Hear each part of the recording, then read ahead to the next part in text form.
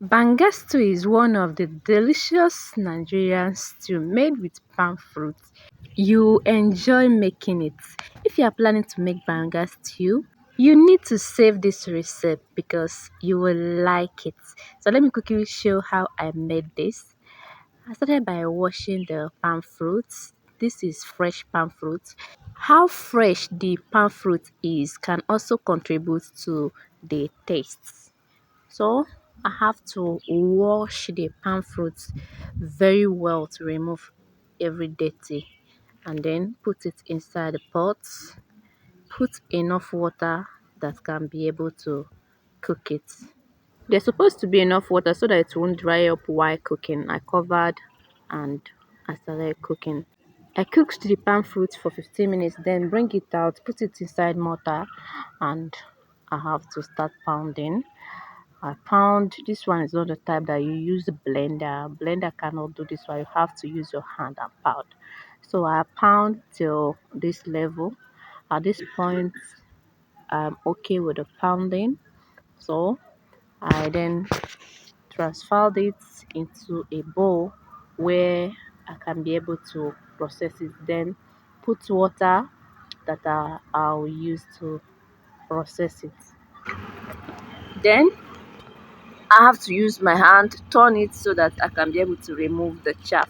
But at this point, I noticed that it is gumming in my hand. I have to put hot water. In case you are doing your own, better use hot water. Hot water will make it not to stick to your hand, making everything easier for you to be able to separate the palm kernel, the chaff from what you need. So I have to turn everything together, then start separating the chaff from the palm fruits and from the main water which we'll be using for the main banga stew. This is how to separate it. You have to pick the chaff and hold it with your hands, and then after you press everything, make sure you press it very well. Because I added hot water, that is why just first pressing and the chaff is already okay. You see, I have removed the oil in the chaff, but assuming I use cold water, it will not remove like this. It will stay, the oil will still be gumming. That is the importance of hot water. So I have to go again to remove the chaff again. This is what you'll be doing until you are done, but with the help of hot water, everything will be faster and easier for you to do it. So I removed everything, and this is it. At this point, I have to filter it. So I put it inside the sieve to filter it. To make sure I separate everything, I have to shake it so that the main water I'll be using for banga can be able to come out from it. And after this, I added more hot water. This water I'm sprinkling on top will make the oil to go down and everything will go down. Without this, it will not be easy. So this is it, and this is the water that I'll be using for banga. At this point, I started sieving again. This will make the chaff not to enter inside the main water that will be needed. I sieved and I sieved the second time again, all to remove the chaff. While processing these palm fruits, at this stage, it is important that you don't add too much water. If you add too much water, it will take time for the water to dry up, and you have to cook till everything is dried up, and then you know how much gas that will be consumed because just you added too much water. Adding moderate water is the best. Then I have to cover it, and I started cooking. As I'm cooking, I proceed to process the vegetable. Here I have two vegetables with me. This one now I'm holding is saint leaf, and the other one is ugu leaf. You cannot miss putting saint leaf in banga stew. Even if you miss putting ugu leaf, saint leaf is highly important because it gives it a good taste. Putting ugu leaf will also make you to like the taste. So this is the two leaf, this is my ugu leaf, and this is the scent leaf I've cut. Then as it is cooking, I proceed again to process the fish, dry fish I used. Here we call this mangara. You can use catfish, you can use dry fish, any of the fish that you want. Let it just be dry fish, catfish, or this type of fish. Then I proceed to check, that is after 20 minutes, and it have dried up.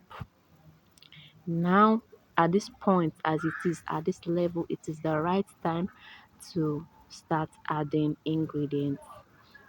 Then I added the water from fish I steamed. I just steamed it with just Maggi, salt, pepper, onion, and curry powder in case you want to know how I steamed it.